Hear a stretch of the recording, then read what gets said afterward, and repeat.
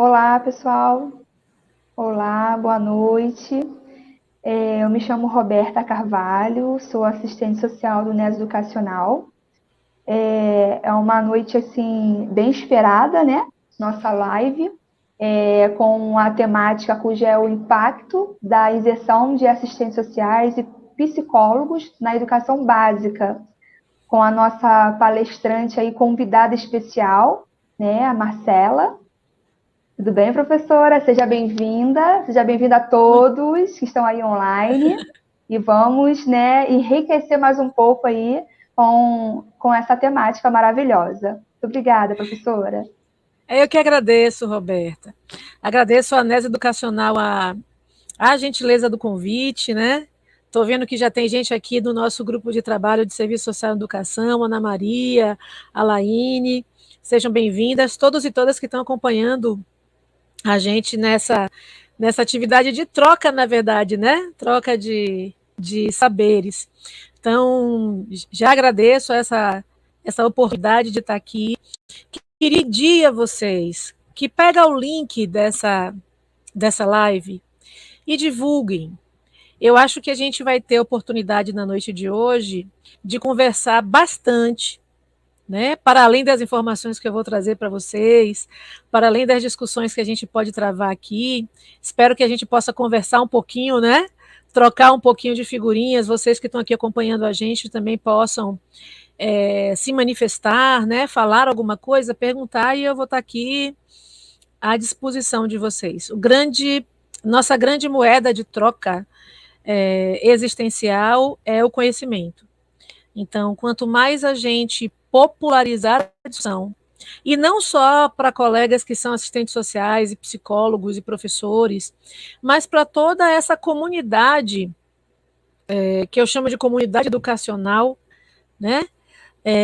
Que é a comunidade que está fora dos muros da escola e que tem uma relação de extrema intimidade com a escola e que a gente muitas vezes não dá visibilidade. Então, nós precisamos que colegas nossos aqui, bem-vinda, Marlene, que colegas nossos aqui, que são policiais, que são conselheiros tutelares, que são conselheiros de outros conselhos de direitos, né? Que estão, às vezes nem percebem, mas estão intimamente ligados à condição do desenvolvimento da educação escolar nos seus territórios e no seu município. Tá? Então, feito essa pequena introdução, eu queria chamar vocês para uma pequena reflexão, para a gente poder realmente mensurar o grande impacto, né, que vai ser da inserção dos profissionais de serviço social de psicologia na educação básica. Primeiro, eu vou dividir em tópicos para que todos vocês possam acompanhar. Primeira consideração para a gente fazer. Nós, do campo da educação, a gente não tem nem consciência disso. Mas as escolas, elas são o maior número de aparelhos sociais que nós dispomos em qualquer das políticas. Nós temos mais escolas do que delegacia, nós temos mais escolas do que hospitais, nós temos mais escolas do que presídios, nós temos mais escolas do que CRAs, do que CREAs, do que unidades de saúde da família. Então, é muito estranho que tenha demorado tanto tempo, para que a instituição, escola, pudesse receber uma atenção de outros profissionais. Então, bora gravar isso. Porque isso é importante para a gente entender o segundo aspecto relevante do impacto que a gente vai ter com a entrada de profissionais de serviço social e de psicologia na educação básica. A escola sempre foi peça importante da proteção social. Principalmente a escola pública. Então, nós, trabalhadores e trabalhadoras, nossos filhos e filhas são atendidos por essa estrutura. Quem é mais velho vai lembrar disso. Estar na escola era sinônimo de segurança para os pais. Era realmente seguro para os filhos. Era um lugar de respeito e de status para os professores e funcionários. Então, a escola ela sempre teve um lugar especial no que se refere à proteção social. Só que nós não tínhamos consciência disso. Conforme os problemas do mundo foram avançando, a gente se viu observando o quanto as paredes das escolas eram porosas aos problemas de ordem social. Mesmo porque quem vive os problemas de ordem social são as pessoas. Não são as instituições, são as pessoas. Então, a gente tem que tomar consciência disso, para entender o grande impacto que a inserção dos profissionais de serviço social e psicologia, e certamente de alguns outros, podem fazer dentro da educação básica. Eu vou convidar vocês para uma reflexão. E quem quiser, por favor, responda aqui no chat. Pode responder. Em que lugar hoje um adolescente, uma criança, um adolescente, tem assegurado a ele 6 refeições, contato com psicólogo, contato com assistente social, garantia de educação, possibilidade de profissionalização, se você for um adolescente, acesso ao lazer, acesso ao esporte, acesso às artes, ter um atendimento à saúde bucal. Onde nós temos hoje crianças e adolescentes que acessam isso? Vocês sabem? Querem arriscar? Responder? Querem arriscar responder? Quem tiver uma ideia, eu vou querer saber também. Alguém se arrisca? Bem-vinda, Mel. Amélia Portela, bem-vinda. Eu vou dizer a vocês. Para que uma criança ou um adolescente tenha acesso a tudo isso, ele precisa cometer um ato infracional.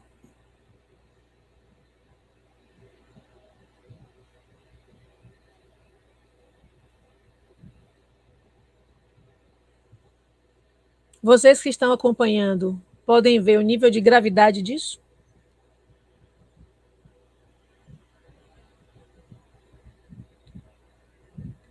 Então, quem comete um ato infracional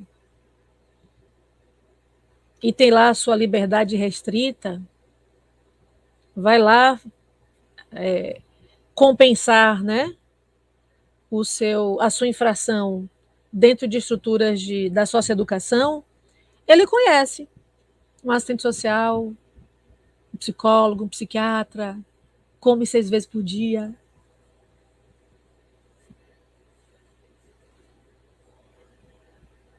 Mas as crianças que estão em ensino regular, não.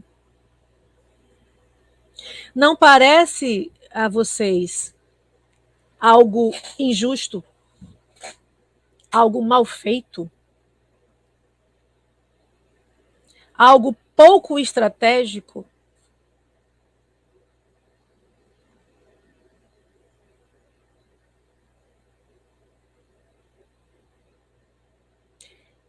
E é por aí que eu vou encaminhar a discussão com vocês, de entender o que é o impacto.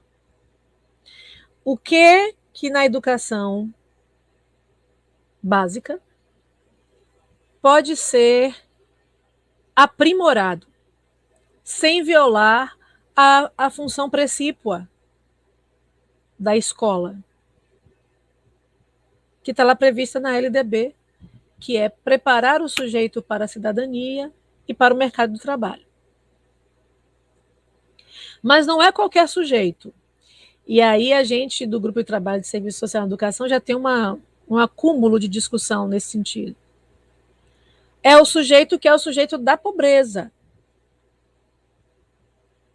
É o sujeito que vende a força de trabalho dele para sobreviver. E se ele não fizer isso, ele não sobrevive. Então, na escola, todos os pobres se encontram. Os funcionários que vendem sua força de trabalho para sobreviver, os professores que também vendem sua força de trabalho para sobreviver, pais e mães dessas crianças e adolescentes que estão tentando vender sua força de trabalho para sobreviver, e os próprios adolescentes, que boa parte deles está tentando também, de alguma forma, se inserir no mercado de trabalho para ter o seu dinheiro.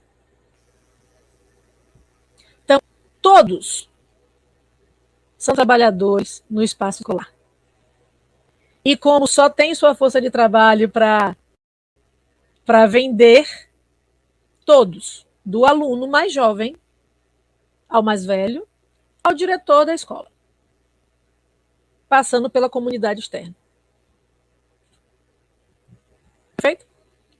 Então, nós precisamos ter consciência disso. Boa parte de nós, trabalhadores, não tem consciência disso. Né? Que quando a gente corre atrás de um emprego, a gente está dizendo, por favor, me explore. Deixa eu trabalhar para você e você vai me pagar sempre menos do que eu produzo. Mas isso é tema para uma outra discussão aí, que a gente, quando for falar de meu marido Marx e educação, eu sou viúva de Karl Marx, viu, gente? Depois que a gente falar sobre a temática do dia de hoje, a gente marca um dia, eu venho aqui também falar sobre isso. Porque a gente precisa saber que tipo de educação a gente quer. Porque essa a gente não quer. Né? A gente viu durante a pandemia o quanto a educação fez falta. Fez falta na educação básica a presença dos alunos, isso deu impacto na aprendizagem dos alunos, a pandemia impactou na saúde dos professores, nas perdas de familiares de todos os sujeitos que fazem parte dessa comunidade escolar. E a gente tomou pé do grande volume de pessoas que usam a educação básica. É um volume enorme de pessoas. A educação básica, juntamente com a saúde e a assistência social, elas são donas da grande população de uma cidade. Quem usufrui da dimensão pública, e é dessa dimensão que está falando de educação, usufrui de um aparelho enorme, que é a maioria da cidade. A maioria da cidade são pessoas que utilizam os sistemas públicos de saúde, de assistência e de educação. Então, se a maioria dos jovens estão na educação básica, se a maioria das crianças estão na educação básica, qual será o impacto em inserção de profissionais anunciar outro tipo de abordagem a partir da escola para esses sujeitos? E aí cabe a gente destacar, e eu quero deixar isso claro, para quem que é uma outra armadilha, né? Se a gente não tomar cuidado, para quem é o assistente social e o psicólogo dentro da escola. Se vocês olharem, inclusive o marcador legal, ele diz que é para os alunos. Para nós do Grupo de Trabalho de Serviço Social, não. Entendendo que a educação básica e que as escolas são espaços de proteção social, entendendo que as escolas são o maior aparelho que nós temos de todas as políticas, e entendendo o nível de impacto que a gente vai ter com a quantidade de pessoas que estão imersas nesse ambiente, a gente do GT anuncia. Assistente social e psicólogo na escola trabalha com a direção da escola no âmbito da gestão democrática. Trabalha com os professores e os demais funcionários. Trabalha com a família, trabalha com a comunidade e trabalha com os alunos. Perfeito? Então, nós não vamos entrar única e exclusivamente para resolver questões ligadas aos alunos, porque também, ao contrário do que muita gente pensa, as escolas às vezes criam problema. Eu vou dar algum exemplo, que certamente acontece no Brasil inteiro. Em escolas que tem lá o laboratório de informática fechado, porque o gestor da escola acha que se deixar aberto, os meninos vão estragar os computadores. Aconteceu com a gente aqui na Bahia e eu perguntei para o grupo de gestores que achava isso. Aí eu disse, mas na sua casa, seu filho não usa o computador dele e não quebra? Quebra! Eu digo, por que aqui os meninos vão usar e não vão quebrar? Aqui que são 300 meninos ano, não vão quebrar. Por que não vai quebrar? Aí vai e se conserta. Não conserta da sua casa? Vai se consertar aqui também. Bibliotecas fechadas. Então, como é que os alunos vão desenvolver caldo cultural, cultura de leitura, clube do livro, se a biblioteca está fechada? Ah, mas se deixar aberto, os meninos dão fim. Então, a gente tem que falar com eles para não darem fim. Não é fechar a biblioteca.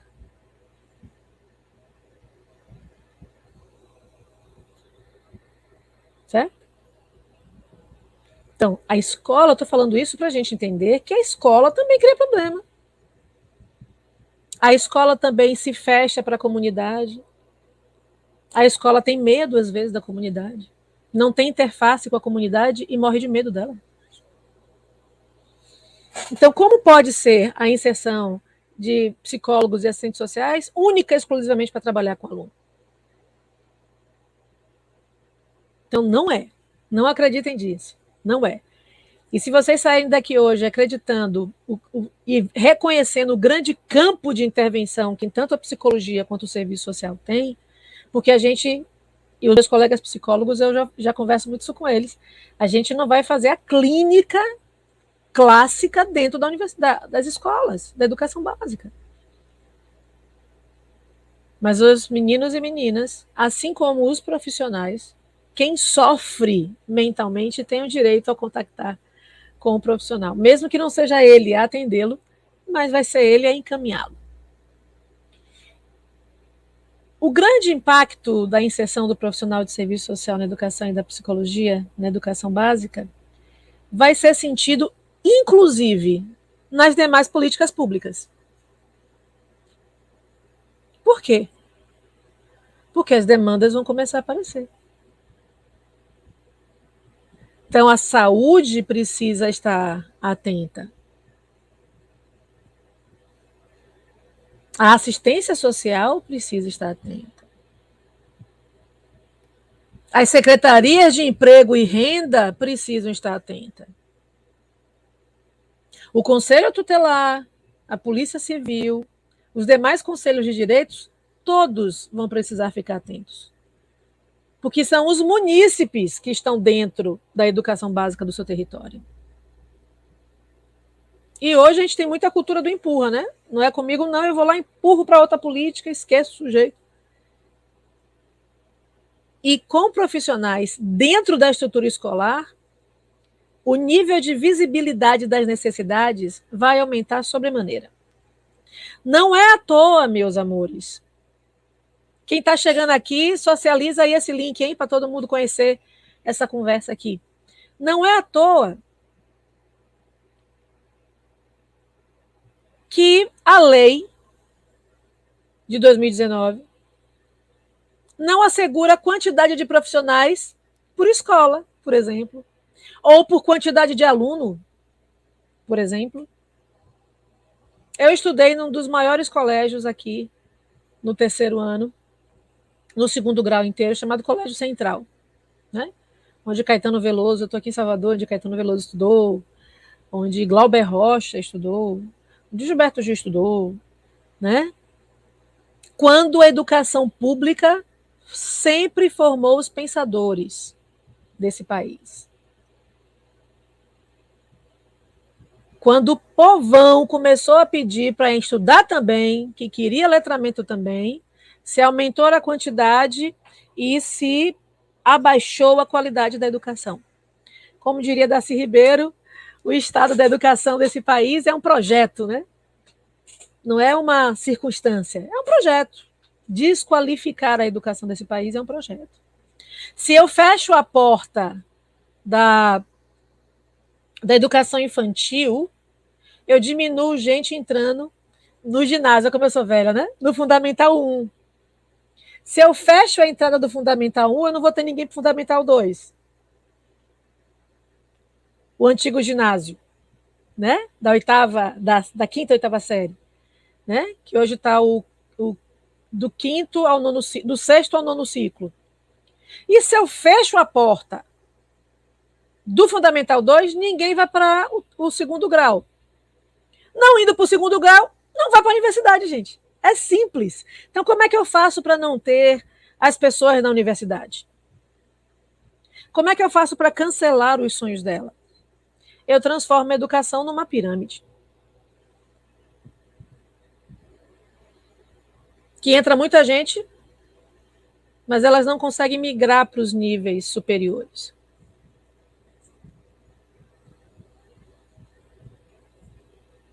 Perfeito? Então, nós precisamos entender esse momento da nossa inserção nesse contexto maior da história da própria política de educação do nosso país. Então, eu dizia, eu estudei no colégio que quando eu estudava, funcionava os 3 turnos, tinha quase 3.000 alunos. Se eu colocar uma assistente social e um psicólogo para quase 3.000 alunos, como é que vai ser o trabalho desses 2 colegas?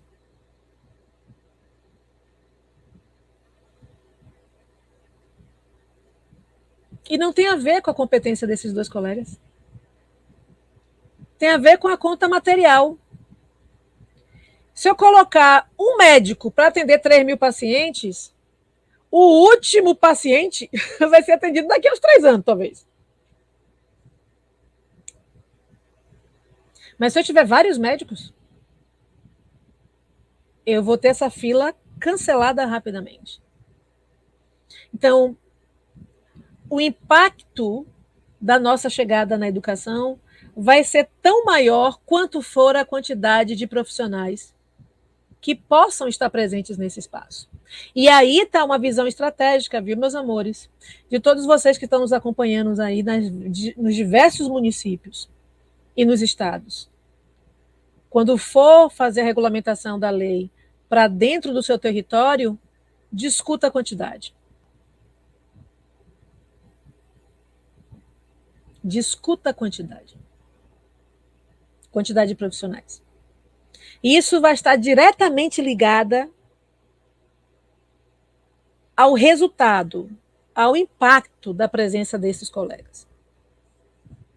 Perfeito? Pois bem, um outro elemento presente nessa discussão do impacto que a gente precisa ficar atenta é que as outras políticas públicas, como eu disse, elas vão começar a receber a pressão de se dar visibilidade a essas pessoas e às suas necessidades. Então, a gente vai fazer realmente um burburinho, dando visibilidade a essas pessoas e às suas necessidades. Se você pegar boa parte dos decretos que são construídos, e não é novidade assistente social, principalmente assistente social na educação, não é novidade. A psicologia também, há tempos, tem a psicologia educacional, mas que não passava por dentro da política pública. Já o Serviço Social na Educação já passava por dentro da política pública. As instituições de ensino que são filantrópicas ou confessionais, religiosas, elas já têm o profissional de serviço social trabalhando lá. É uma exigência. Mas são instituições confessionais, religiosas, mas privadas. As pessoas pagam, né?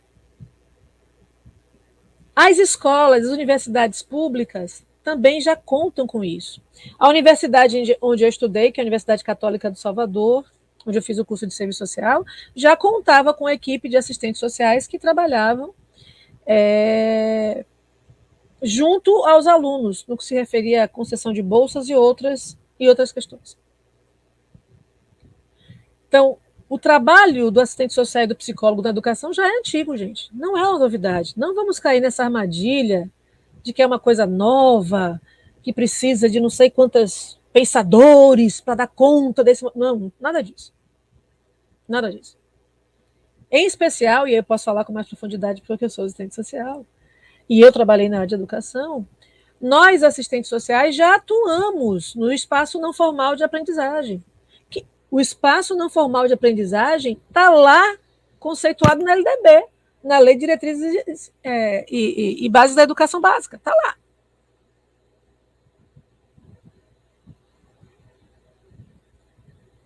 Então, a gente já atua com isso. A nossa forma de desenvolver os nossos trabalhos é uma forma andragógica, que é diferente da forma pedagógica. Eu gosto sempre de falar isso. A pedagogia é a parte da educação que estuda como as crianças aprendem. Pediatra, pedagogia, beleza? Criança, infância. Então, como é que uma criança aprende? Como é que no período da infância se amadurece para que se aprenda? Pronto, isso é pedagogia. Quando eu trabalho com adolescentes e adultos, eu trabalho com algo chamado andragogia, que é como os adultos aprendem. O EJA não deveria ter pedagogia, o EJA tinha que ter andragogia, porque são adultos aprendendo. Adultos aprendendo. Então, a forma de aprendizagem é outra, a maturidade cerebral é outra, né? A experiência de vida é outra, o nível de troca é outro, o tipo de material tem que ser diferente, o tipo de abordagem tem que ser diferente, porque os adultos não são as crianças. Porque os velhos não é uma criança grande. Não, não é. Não é uma criança grande. A pessoa velha é uma pessoa velha. A pessoa adulta jovem é uma pessoa adulta jovem. A pessoa criança é uma pessoa criança. Perfeito? Então, os assistentes sociais já trabalham com essa lógica em todos os espaços socioocupacionais que ele atua. Certo?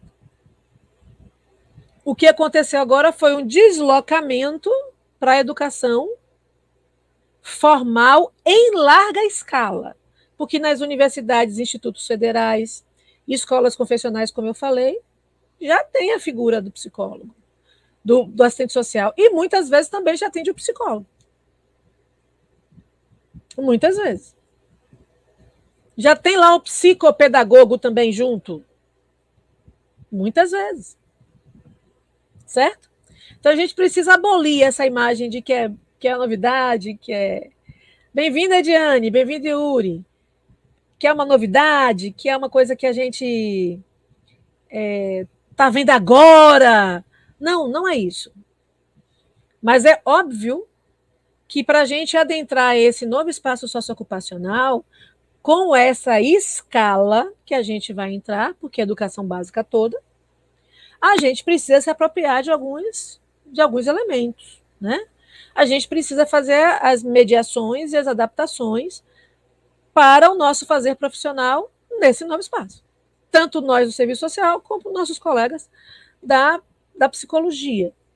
Porque as demandas que vão se apresentar não são demandas individualizadas. Raramente a gente vai encontrar demandas individualizadas dentro do espaço escolar.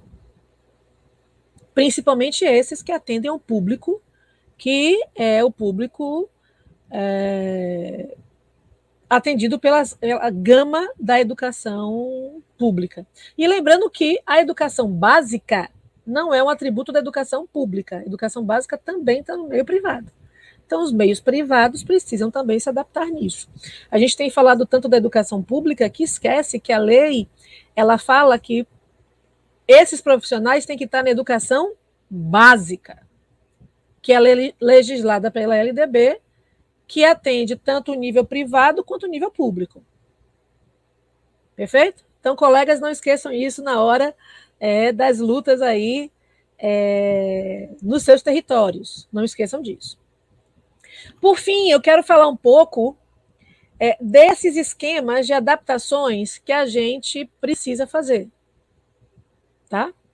O mundo, gente, o mundo está, como diria minha avó, o mundo está revirado. Nós passamos agora por esses 2 anos de pandemia. Não sei como está nas cidades onde vocês estão me acompanhando, mas aqui na Bahia está aumentando. Está aumentando. A gente passou por uma baixa significativa e agora os números do Covid estão novamente aumentando.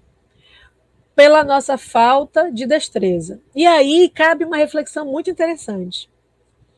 Para que as festas tivessem que voltar, as escolas tiveram que voltar. E as escolas acabaram virando um pouco os covidários, né? Porque em muitos lugares tem algumas escolas que estão fechando por conta dos casos, né?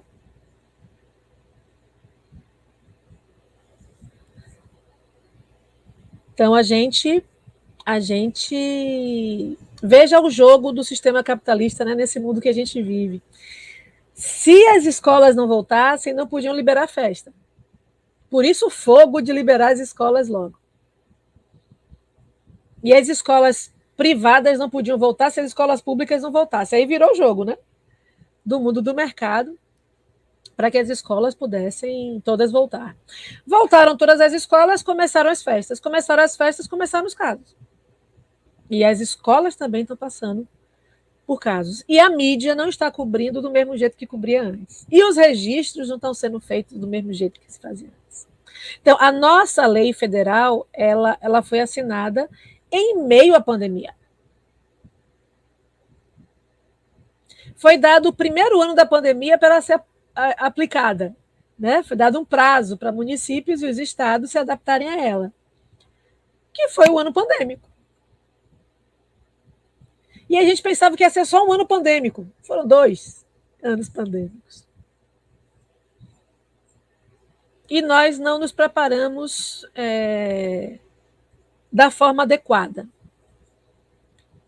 E a gente precisa se preparar, porque o mundo, os estados, os municípios, as microáreas, os territórios onde estão os discentes e essas escolas que os abrigam, está precisando de muito suporte. A gente não tem mais, e veja como o Darcy Ribeiro estava certo, é um projeto acabar com a educação, né, nesse país. Eu sou fruto de movimento estudantil. Eu fui líder de sala desde a primeira série. Eu, na universidade também, fui líder de sala. Eu fui presidente de grêmio. Hoje não tem mais grêmio. Ninguém mais luta de forma coletiva. Um dos nossos impactos chegando na escola é reorganizar a auto-organização dos alunos. Por que os professores podem ter sindicato e os alunos não podem ter grêmio? Como é que a gente vai ampliar a capacidade de reflexão dos alunos sem que eles participem ativamente da gestão da escola? Que é chamado lá, no parâmetro legal, de gestão democrática. Como é que está o conselho escolar? Quem participa? Como participa? Os alunos sabem como isso ocorre? Os professores sabem como isso ocorre? Os pais sabem como é que isso ocorre? Qual foi a última vez que o Conselho Municipal de Educação visitou aquela escola?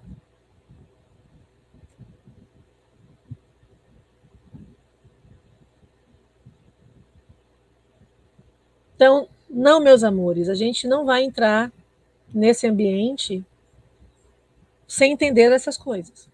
Então, a gente precisa entender como é que esse espaço funciona, porque ele tem uma lógica, na educação básica, ela tem uma lógica de funcionamento, ela está ligada a marcadores legais municipais, estaduais e nacionais, através da LDB. Todos os agentes e sujeitos desse espaço estão sob diversos aparatos legais que lhe dão direitos e deveres. E nós precisamos saber de tudo isso para entrar nesse espaço. Então, é sim revolucionário. Revolucionário a entrada desses profissionais. É tão revolucionário que as pessoas estão retardando, diminuindo quantidades, estabelecendo rotinas para esses profissionais, sem que os profissionais possam estabelecer suas rotinas. Então, o sistema sabe o quanto é precioso a chegada desses profissionais. Há uns anos atrás, eu atuo na educação há mais de 18 anos, fui assistente social anos também na educação. E é impressionante o impacto que tem a chegada de um profissional que vai somar a dinâmica das escolas. Ele vai somar. Muitos legisladores aí estão colocando que a gente, tanto a gente quanto o psicólogo, vai entrar para prevenir evasão. Vamos. Para prevenir evasão, a gente vai precisar de segurança pública, por exemplo. Tem territórios que proíbem, se a escola ficar num lugar estratégico, que fulano que é do outro lado da rua não pode estudar do lado de cada rua. E vai ser o psicólogo, o assistente social, o diretor, o professor que vai resolver isso, ou vai ser a segurança pública? E aí o profissional de serviços sociais e psicologia, juntos com a comunidade, podem provocar a segurança pública. Da mesma forma, para proteger a escola, né? Então, a escola está precisando de que os territórios abracem as escolas. Está todo mundo sofrendo muito. Está todo mundo abandonado há muito tempo. Todos os governos, quando pensam em melhorar a educação, pensam em reforma física. Não pensa em salário digno para professor e demais funcionários. Não pensa em educação em tempo integral. Não pensa em espaço para que os meninos possam treinar esportes. Eu fiz uma palestra semana passada e fiz essa reflexão com as pessoas. Como é que, e vou usar o meu estado como referência, como é que a Bahia vai ser referência em esportes de quadra se acabaram com todas as quadras na escola?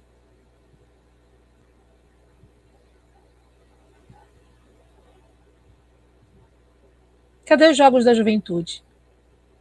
Cadê as Olimpíadas escolares?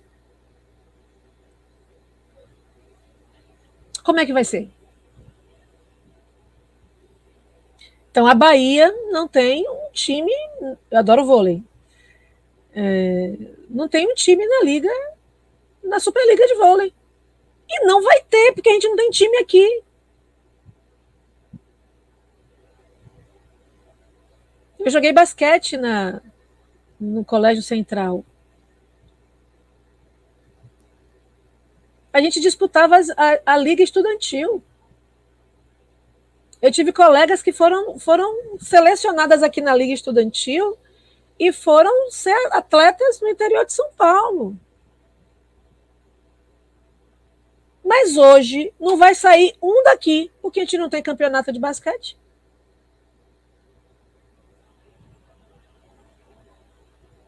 O único ginásio público que tinha, que era o Balbininho, foi acabado para construir a nova Fonte Nova para a Copa. E não se construiu outro. Então, onde a juventude que está na educação básica vai se divertir?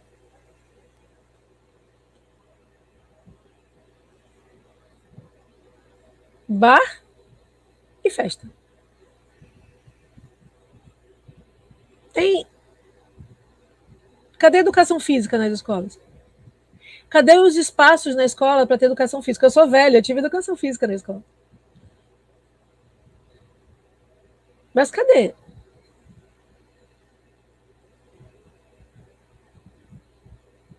Então, cuidar da educação não é reformar colégios. Embora a infraestrutura tenha um lugar importante no desenvolvimento das atividades.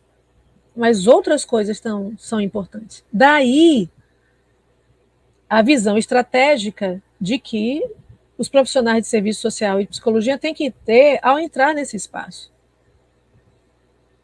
Os professores estão macerados.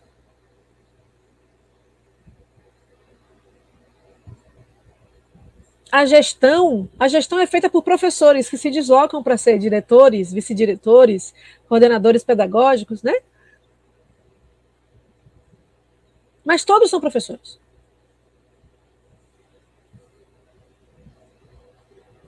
Então, como é que vai ser, gente? Qual é o projeto de educação que a gente quer? Que os pais querem, que os professores querem, que os alunos querem, que a gestão quer? Então, travar esses debates, essas discussões, fortalecer essa comunidade escolar, ou educacional, como a gente fala no GT, fazer interfaces entre essa comunidade interna da estrutura escolar com a comunidade externa, fazer uma sinergia entre essas duas comunidades, ao ponto em que as duas se sintam protegidas, esse é o nosso trabalho lá dentro. E não dá para pedir que os professores façam isso. Não dá. É desumano. É desumano.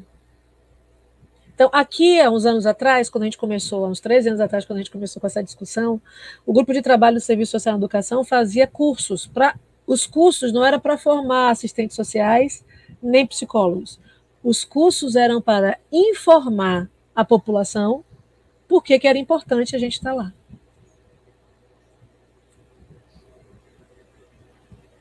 Então, a gente ia nas câmaras municipais, vereadores, nas assembleias legislativas, a gente conversava, a gente divulgava, a gente escrevia trabalho falando sobre isso, a gente pegava alunos de outros cursos para falar sobre isso. Nossos palestrantes foram sempre pessoas de diversas áreas. Então, nós tínhamos a galera da Polícia Militar fazer palestra com a gente, falando da importância,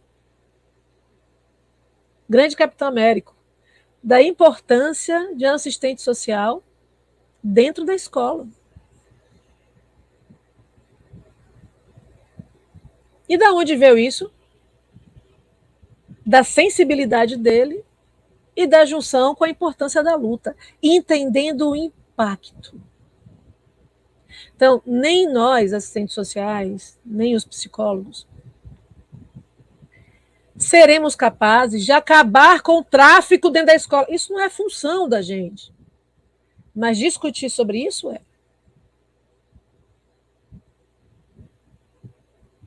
Eu me lembro que o primeiro projeto que eu vi sobre serviço social e educação estava lá. Combater a gravidez na adolescência. Achei até massa. Eu digo, agora como é que eu vou combater a gravidez na adolescência sem falar de sexo?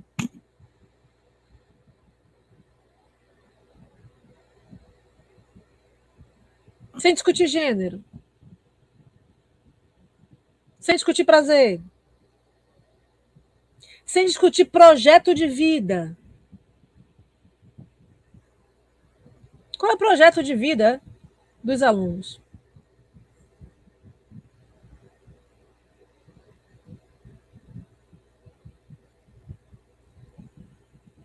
Que tipo de família esses alunos têm? E aí eu não estou falando dessa coisa ordinária de família estruturada, desestruturada, porque na minha concepção todas as famílias são desestruturadas. Todo mundo tem um tio doido, uma tia que fala um bocado de besteira, todo mundo já teve parente que se meteu com coisa que não deveria se meter. Então não reconheço esse conceito de família estruturada ou desestruturada. Né? É melhor colocar famílias que tiveram chance e as que não tiveram.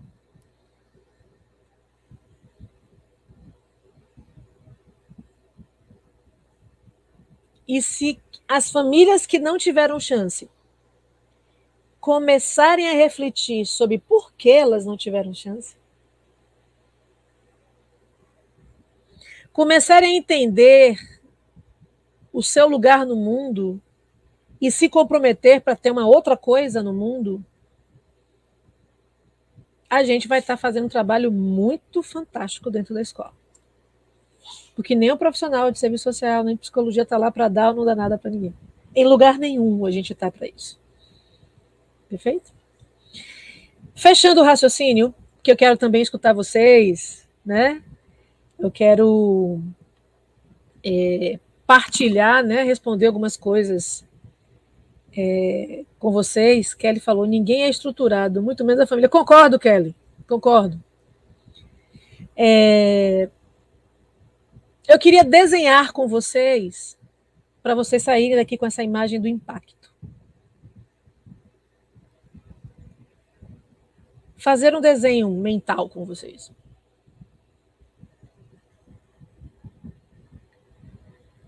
Não é justo, não é ético, não é humano que as pessoas acessem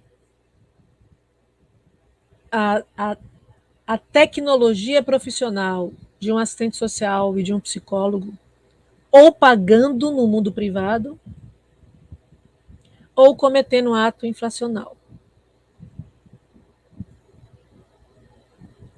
O deslocamento desses dois grupos, desses profissionais, serviço social, psicologia, para baixo da pirâmide,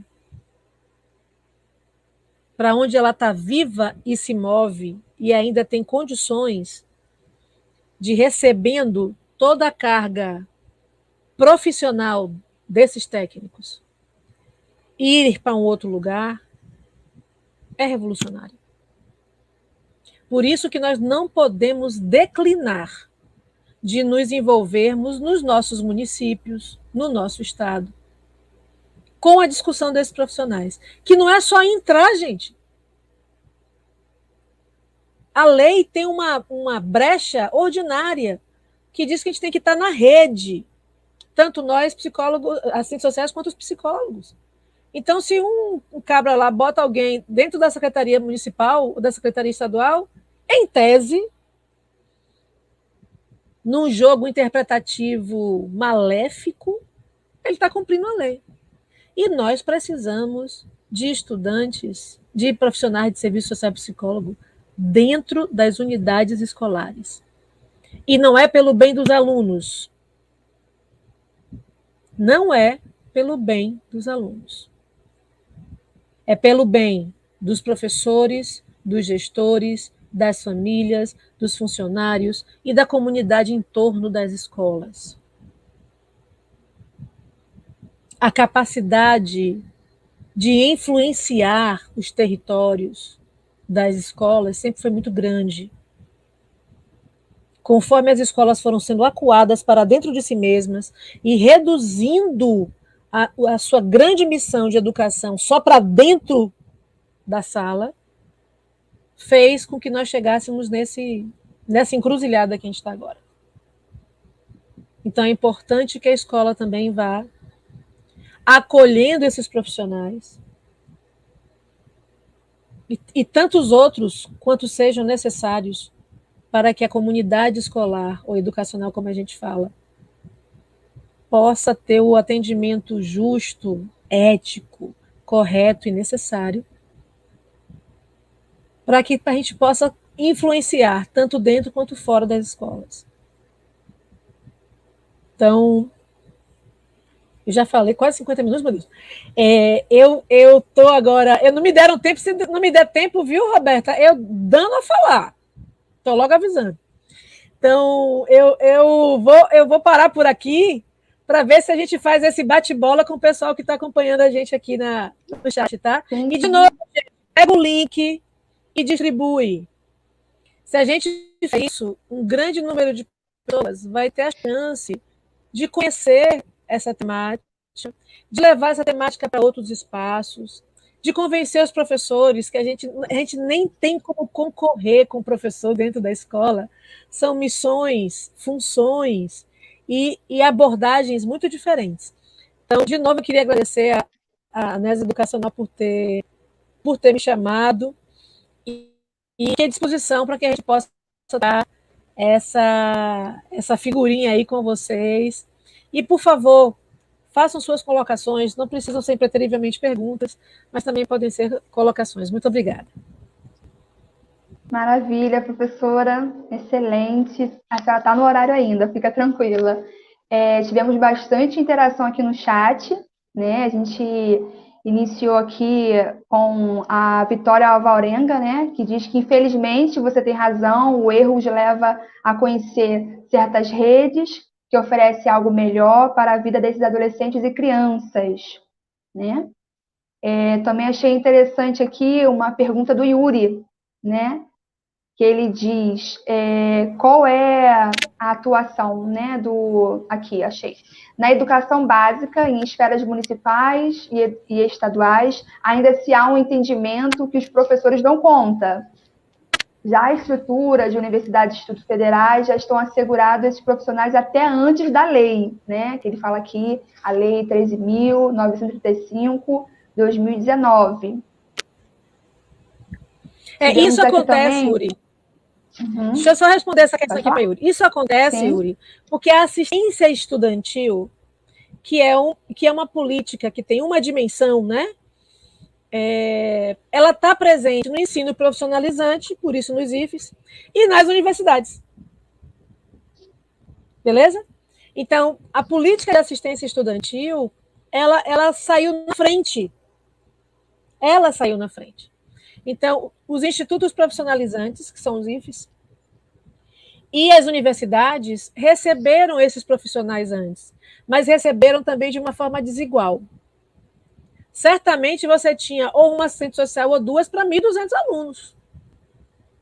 Nesses espaços, a profissional, ela vive de edital, coitada.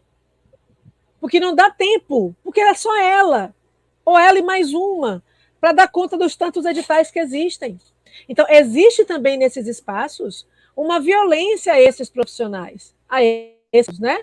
Violência no sentido de que são poucos para tantas demandas que se apresentam. E aí, às vezes, umas outras demandas ficam invisibilizadas. Então, os IFES e as universidades, elas são ótimas para a gente ver que a quantidade pequena de profissionais leva a um impacto não tão interessante para a comunidade interna desses espaços. Porque algumas outras coisas a gente não pode oferecer. Entende? Pode ir, Robertinha. Sim. A Ediane Santana, ela contribui assim: precisamos reconhecer as atribuições e competências de cada profissional, abrindo espaço para que todos tenham oportunidade de trabalho e plena realização. E precisa ser assim, sabe por quê, Ediane? Porque tem espaço para todo mundo. Uma coisa ordinária que o sistema capitalista faz com a gente é meter na cabeça da gente que a gente está concorrendo com o colega do lado. Não, a gente não está concorrendo com ele. Todo mundo, vou pegar um exemplo, no concurso, eu fiz altas amizades com pessoas que estavam disputando concurso comigo lá na FRB. Altas amizades. É porque eu fiz, porque eu tinha compreensão de que ela não era minha concorrente. Tá todo mundo querendo a vaga, ninguém está querendo tirar o outro, não. Tá todo mundo concorrendo para a vaga. Perfeito? Então, o sistema, ele vive metendo na cabeça da gente que todos nós concorremos, como se todos nós pudéssemos ocupar o mesmo espaço. Nem a física já deu conta disso. Dois corpos não ocupam o mesmo lugar no espaço.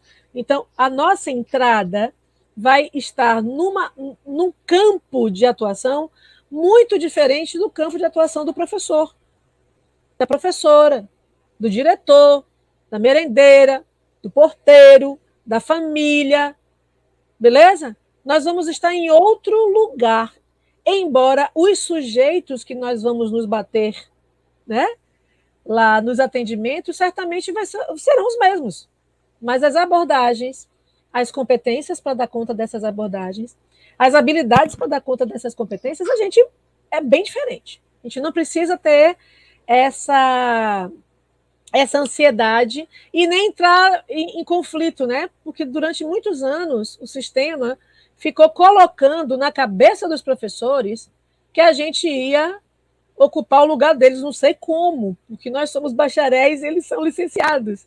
Então, mas essa coisa da contaminação pela concorrência entre as pessoas.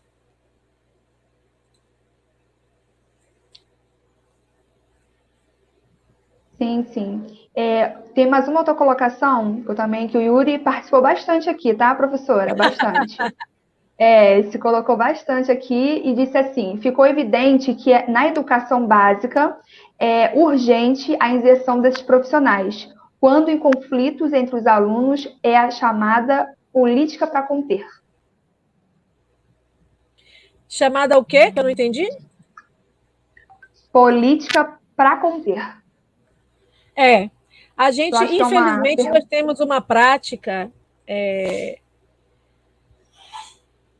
Tem um pensador, Foucault, que ele pode ajudar a gente nisso.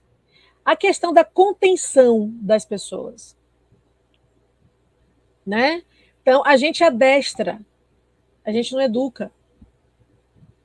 Né? A gente contém, a gente não auto-organiza, né? Não faz as pessoas descobrirem como resolve aquilo, não faz as pessoas refletirem como elas são capazes de resolver aquilo. A gente só diz que não pode. Então, como boa parte das pessoas da educação básica estão nos ambientes públicos, e infelizmente, vou falar uma coisa que pode dar problema aqui, mas eu vou falar. Infelizmente, a gente acha que o público é para pobre, e para pobre qualquer porcaria tá bom. E a prova disso é que a gente não coloca nossos filhos na escola pública. Minha grande perturbação quando eu estudava, eu sempre estudei em escola pública, é porque eu não via os filhos dos meus professores comigo. Será que os professores não acreditam no que eles estavam ensinando para a gente? Então, existe um pano de fundo enorme nessas discussões da educação básica. Um desses panos de fundo, e eu acho isso importante deixar claro, é que a educação, a LDB, ela regula tanto a educação pública quanto a educação privada. Eu não estou vendo as escolas privadas, sem serem as confessionais, correndo atrás de dar conta dessa lei federal. Não estou vendo. E também não estou vendo ninguém cobrando. É claro que a maioria dos sujeitos estão na educação básica pública. E vamos nos preocupar com isso. É onde está a maioria do povo. Mas a lei é para o público e para o privado. Ó, a galera do GT que está aqui comigo, bora fazer um artigo sobre isso. Eu acho que dá uma coisa legal também. Então, assim, a gente precisa pensar sobre essas coisas, né? Então, nós, dentro do espaço público, precisamos tornar cada vez mais digno para o professor trabalhar, cada vez mais digno para o aluno aprender, cada vez mais digno para que as famílias se sintam confortáveis e sintam que seus filhos estão aprendendo alguma coisa naquele espaço. E isso não se consegue só com a nossa inserção. Mas a partir de nossa inserção, muitas coisas podem ser problematizadas e encaminhadas, inclusive legalmente. Sim, professora Marcela, eu queria fechar só com uma fala da Kelly Cristina, que a senhora até chegou a, né, citar, que diz assim: ninguém é estruturado, menos família. Pois é, a gente tem que parar com isso. A nossa forma burguesa de segregar as pessoas, de separar as pessoas, né? É burguesa e judaico-cristã também, né? O bem, o mal, o certo, errado, o estruturado, e desestruturado. A gente tem que parar com isso. São pessoas, são seres humanos, são vidas. E todos nós temos uma extrema responsabilidade sobre isso. A gente tem um pensador muito pouco lido no Brasil, chamado Josué de Castro, que escreveu um livro chamado Geografia da Fome, que foi um livro que mudou a minha vida quando eu li. Ele é um médico, muito preocupado com a questão da nutrição do povo. E lá no meio, acho que a página 47, 48, ele vai falar o seguinte: ao Brasil, não vou conseguir falar literalmente, mas essa é a ideia. Ao Brasil vai caber uma grande preocupação em breve. Ele escreveu esse livro em 1957, salvo engano. Eu sou péssima para números, para datas. Vão ter dois grupos. Um grupo que não vai dormir porque está morrendo de fome, e a fome não vai permitir que a pessoa durma, né? E um outro grupo que não vai dormir com medo das pessoas que não dormem porque estão com fome. O impacto, e não é porque a gente, assistente social e psicólogo, é fantástico, não. É que só a chegada com o nosso instrumental, com o nosso conhecimento, né, com nossa capacidade de fazer o diagnóstico da situação daquela comunidade, daquela escola, dos sujeitos internos e externos dali, e a partir dali começar a criar intervenções, possibilidades de intervenções individuais e coletivas, isso é muito bom. E num terreno virgem, em que isso nunca aconteceu, as mudanças vão ser realmente sensíveis, as pessoas vão ver a diferença, né? Mas é preciso garantir igualmente para esses profissionais o espaço para eles trabalharem. O sigilo da escuta, tanto para o psicólogo quanto para o profissional de serviço social trabalhar. Então, eu morro de saudade de trabalhar nas escolas, né, com o povo, atendendo o povo. É por isso que eu tenho tantos trabalhos de intervenção, né, tanto no grupo de trabalho de serviço social e educação, quanto no grupo de envelhecimento populacional. Os dois grupos são de extensão e de pesquisa que eu tenho a honra de coordenar. E muitos dos meus queridos alunos estão aqui, inclusive alunos das disciplinas. Obrigada, viu, por aceitarem o convite e estarem aqui também participando desse espaço maravilhoso que a NESO Educacional concedeu para a gente. Então, eu não tenho dúvida que vai ser impactante. E eu acho que as pessoas que não querem esse impacto também não têm dúvidas. Né? Então, eu gostaria de conclamar vocês, a todos vocês que estão conosco aqui hoje, ou que estão vendo a live, ou vão ver a live depois lá no canal da NESO, que vocês cerrem fileiras para isso. Que vocês procurem saber em seus municípios cadê a regulamentação para assistente social e psicólogo nas escolas. Cadê? Que os profissionais de psicologia e de serviço social procurem se aprimorar, procurem entender um pouco para não chegar lá também, né, sem saber o que vai fazer, sem entender o campo. A gente precisa estudar, gente. para que ninguém diga para a gente o que a gente tem que fazer. Então, quem tem que chegar dizendo que assistente social faz na educação é assistente social. Quem tem que chegar dizendo que o psicólogo faz na educação é o psicólogo. E aí, nesse encontro entre sujeitos, entre expectativas, necessidades e possíveis respostas, todos nós trabalharmos para que a educação mude o projeto dela. E aí, todos os sujeitos da educação têm que estar envolvidos nisso. Senão, Darcy Ribeiro vai continuar certo. E ele foi um visionário em nos alertar que tipo de educação a gente quer.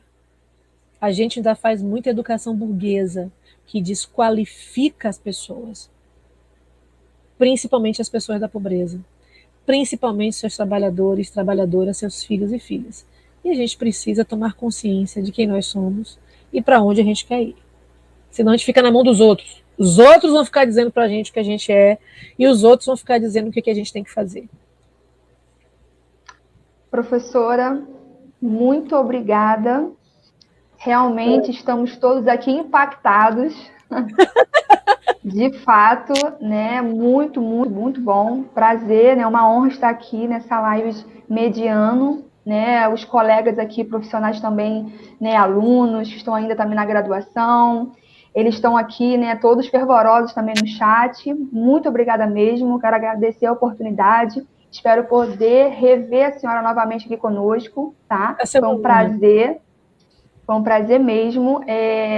Realmente, nossa, muito impactante o que a senhora falou, porque a gente está nesse tempo aí, né, onde está abrindo vários processos seletivos, né, abrindo aí para assistentes sociais, psicólogos, e muitos profissionais estão ainda assustados, né, a gente percebe isso, né, então a gente está tentando aqui trazer até mesmo pós-graduação aqui no NESO, né, no serviço social na educação aí principalmente, para tentar aí trazer mais conhecimentos, né, para esses profissionais, porque realmente é o assistente social que vai falar da atuação dele e é o psicólogo que vai falar da atuação dele, né, assim como todos os profissionais.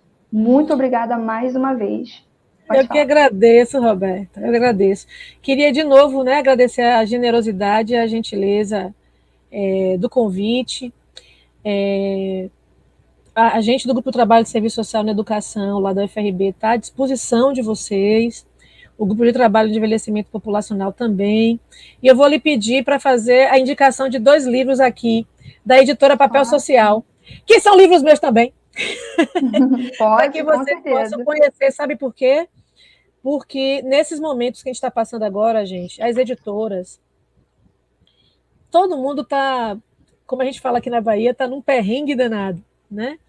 Então, vou até indicar vocês, viu, Roberta, para que vocês da NESO entrem em contato com o pessoal da editora Papel Social, para que os alunos de vocês possam ter descontos, viu?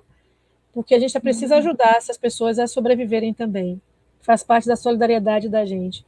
Então, eu tive a honra de escrever um livro chamado Serviço Social, na Educação, Teoria e Prática, que não é só um livro meu, eu trouxe colegas de várias partes do Brasil para falarem sobre o que fazem, né? Como atuam nos vários níveis de educação. Então, é um livro da editora Papel Social. E um outro livro é A Materialização do Projeto Ético-Político, esse só meu, que eu faço uma discussão através de uma pesquisa, né, que a gente fez, uma especialização, e aí foi publicado, que é uma coisa interessante também para estudantes de serviço social. Então, eu queria sugerir vocês isso, por favor, leiam, estudem, né? É muito massa essa ideia, Roberta, de uma pós-graduação em serviço social na educação, querendo alguma sugestão, querendo que a gente veja as disciplinas, a gente está aqui para isso. Quanto mais colegas habilitados, capacitados, né, compreendendo o fazer, para além do manual, que todo mundo quer muito um manual, né? Para além de um manual de respostas e perguntas, a gente precisa se tornar aquele profissional que é potente em propor. Então, a gente precisa reconhecer e ser potente em propor. Então, estratégias como essa, né, da NESO, são muito importantes. E uma outra coisa que eu queria sugerir, vou pedir aí a alguém do que está aí, nós, do Grupo de Trabalho de Serviço Social em Educação e de Envelhecimento Populacional, nós temos um canal no YouTube, e lá nesse canal do YouTube vocês podem também conhecer um pouco mais da nossa história, tem muitas contribuições, tem alguns minicursos que podem ajudar vocês, tem muitas lives, né? A gente vai fazer uma live agora sobre envelhecimento. Como eu tenho 2 grupos, a gente tem lá tanto coisas de envelhecimento quanto coisas de serviço social na educação. Então, se vocês colocarem lá no YouTube GTSS Edu e Gtempo FRB, como está aqui entre parênteses, só que colocando um I aqui no meio, vocês vão poder acessar também esse material. E a gente está aqui para servir, né? Para ser útil, para a gente poder gerar cada vez um impacto maior com a inserção desses profissionais na educação. Então, parabéns aí a NESO por essa estratégia. E estamos aqui junto, viu? Vocês aí, a gente aqui estamos juntos. Que precisar, podem contar conosco, porque a gente está aqui para servir também. Viu? Muito obrigada. Maravilha, professora. Obrigada. Boa noite a todos. Boa noite. A todos que estão online. Obrigada, gente. Tchau, meus amores. Fiquem com Deus. Bom trabalho e bons estudos.